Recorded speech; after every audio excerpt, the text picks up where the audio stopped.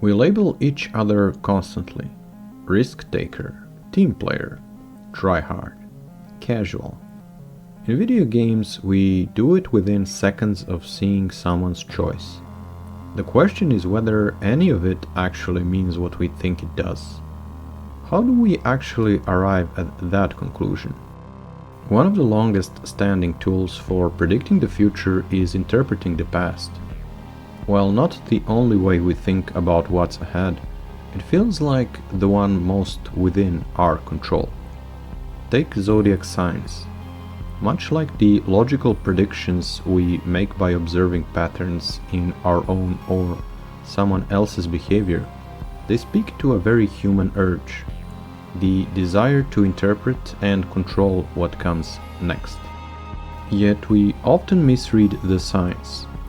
We fail to account for things that fall outside familiar patterns, or perhaps we were never that skilled at reading behavior to begin with.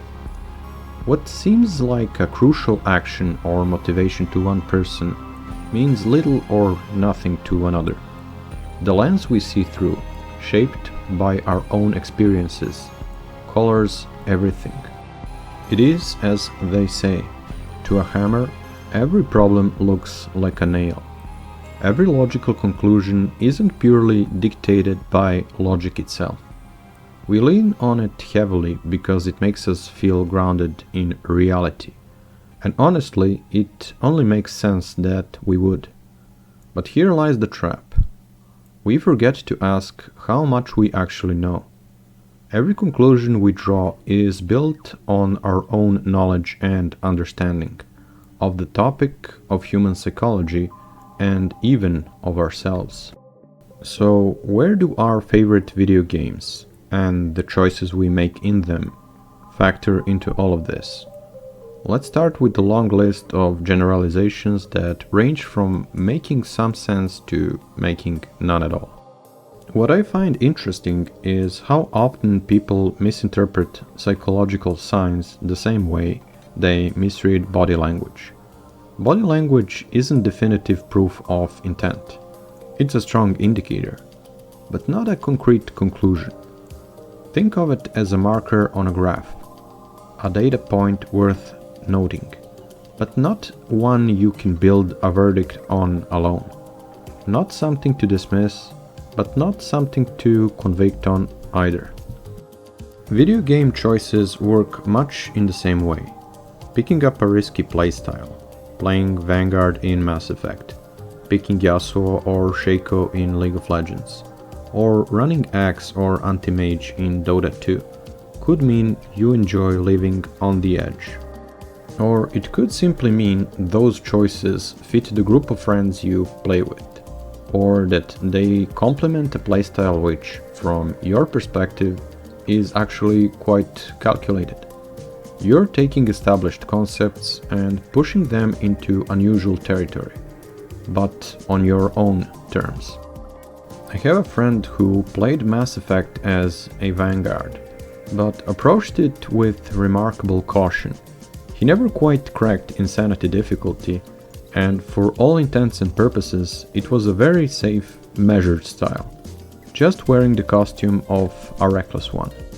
Then there's another friend from the time I played a lot of League of Legends, who had a peculiar relationship with Kayle. He wasn't particularly good at her, sitting comfortably in gold rank. Yet he held a 100% win rate on a champion across a handful of games. The reason was almost poetic. Zed was everywhere at the time, and whatever he had a chance to ban, he simply didn't ban Zed. He'd pick Kayle, lose early game almost every time, and then quietly dismantle everything Zed tried to pull off with his own ultimate in the mid or the late game. On the paper, it looked like stubbornness and a bad choice. In practice, it was a pretty interesting trap. That season, Kayle as a champion wasn't doing particularly well in terms of win rates, so make of that what you will. The point is that all these choices can be deconstructed on many levels.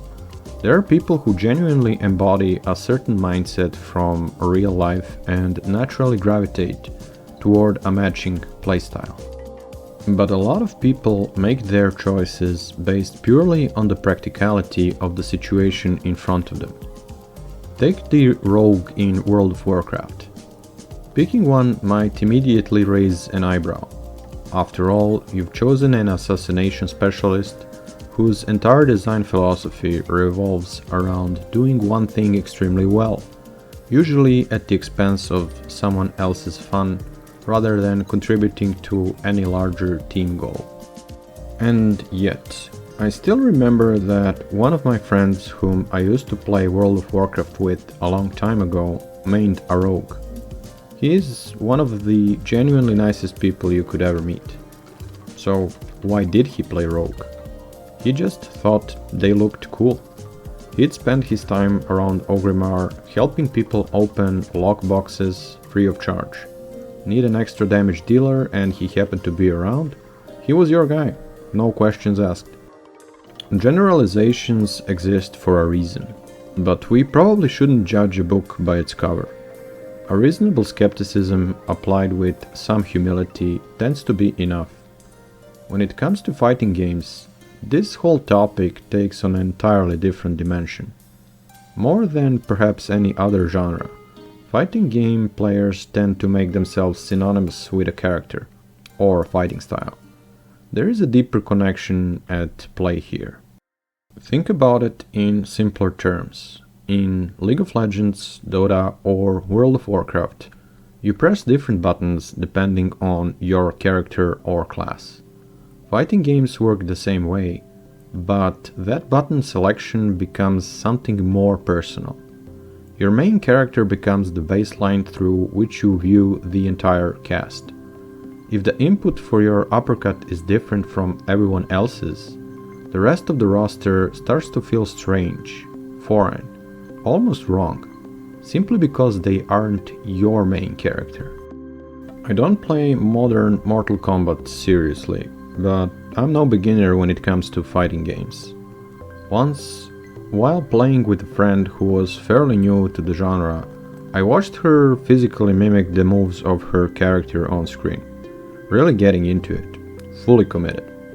She didn't know much about the mechanics, but she knew exactly who she was. Her choice was hers, and that was that. To her, it was the only choice that mattered. To me, it was equal parts strange and endearing. In video games, you can pick whoever the game allows. There are no real consequences to stepping outside yourself. And yet, even there, some people find it genuinely difficult to leave their own perspective and inhabit someone else's. I've noticed that for certain people it almost comes with an emotional cost, as though their in-game choices are inseparable from how they've learned to navigate the life itself. The bias toward our first or second choice is well documented. Each day we tend to drift a little closer to who we were yesterday, growing more convinced that our repeated choices are right ones simply because we keep making them. Video games, interestingly, offer unusual fertile ground for breaking out of that pattern. Nobody wants to change their opinion just because someone else suggests they should. It takes more than intellectual acknowledgement that your choice might not be optimal. It takes a reasonable amount of evidence accumulated over time before the dots connect. The mind needs to arrive at the conclusion on its own terms. My personal experience with the Mass Effect trilogy is a good example. I always loved those games, but only recently did I actually circle through playthroughs with every class and try every combination that the game has to offer. So, which opinion is genuinely mine? The one I formed the first time, or the one I hold now, having seen everything? It's a surprisingly fun question, and one that's rare to encounter in real life. In a game, you can literally map out the pros and cons and arrive at something close to an objective conclusion, balancing optimal gameplay against personal preference. Life asks for the same kind of compromise. between what we prefer and what the situation actually demands. Mass Effect makes this tangible. Which missions to tackle first, which companion to bring, how to handle a particularly difficult enemy. Most MMOs present a version of the same problem. No tank and no healer and you will hit a wall, regardless of how well everyone else plays. Run a full physical damage composition in League of Legends and you're handing the enemy team an easy win. The game forces the conversation that real life sometimes lets us avoid. Trying out new things might lead you to a newfound appreciation for a character, a playstyle, or a role you never considered filling. Much like in real life, games have a way of rewarding those who learn the system deeply and are willing to navigate options that few others are prepared to embrace. Whether those new options brand you as a risk-taker, a benevolent architect, a ruthless conqueror, or just an internet troll is beside the point. These are generalizations, tags people use to sort and label each other. As much as any playstyle or character can inspire strong opinions, you might be in for a genuine surprise when you encounter players who take a completely different approach to the same setup you thought you understood. In the future, I'll be exploring a series on a certain type of players, what defines them, what benefits come with each approach, and what their playstyle might quietly say about them. But the larger point is this: in many areas of life, testing something new carries a real risk, to yourself, to the people around you, to things that matter. Video games offer something rare. They give everyone the opportunity to try something unfamiliar, to step into someone else's shoes, at no cost whatsoever. And maybe that small step, taken inside a game, quietly encourages you to do the same in the world outside it. No matter what you end up being labeled, broaden your horizons. There is always something new to learn. As Seneca rightly put it, only those who believe they already know everything are truly incapable of learning something. And in choosing that kind of certainty, they stand up to lose far more than they realize. A whole new world of perspectives, just waiting to be seen through a different lens. What are your favorite playstyles in video games, and what do you enjoy the most playing as? Let me know in the comments below. Like and subscribe for similar topics, and I will talk to you in the next video. Until then, take care.